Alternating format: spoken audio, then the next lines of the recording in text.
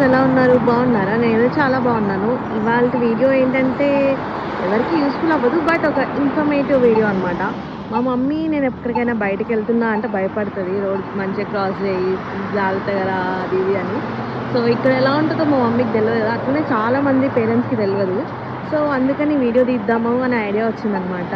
Actually ఇక్కడ road cross చేయాలంటే ఇటు సైడ్ ఎళ్ళాలంటే ఇక్కడ వాక్సైన్ ఆన్ అవుద్ది. మనం ఫస్టే ఇక్కడ బటన్ ప్రెస్ చేస్తే చూసారు కదా! అది వెయిట్ అని కూడా అంటదనమాట. సో, అది ఆన్ అయినప్పుడు అదే అంటది. మళ్ళీ అటు సైడ్ క్రాస్ చేయాలంటే అక్కడ ఒక బటన్ ఉంటది. అక్కడ ప్రెస్ చేస్తే ఆ సిగ్నల్ పడ్డప్పుడు మనకి వాక్ సైన్ ఆన్ అవుద్దనమాట. సో, అలా అండ్ టైం సరిపోతదా లేదా అంటే మన రోడ్ సైజుని బట్టి లైక్ సెకండ్స్ ఉంటాయన్నమాట. చూసారు కదా! అక్కడ వాక్ సైన్ ఉంటది. ఫ్రీ రైట్ ఉంటది. మనకెలా ఫ్రీ లెఫ్ట్ ఉంటదో. బట్ అందరూ కూడా పెడెస్ట్రియన్స్ కోసం ఆగుతారు మ్యాక్సిమం.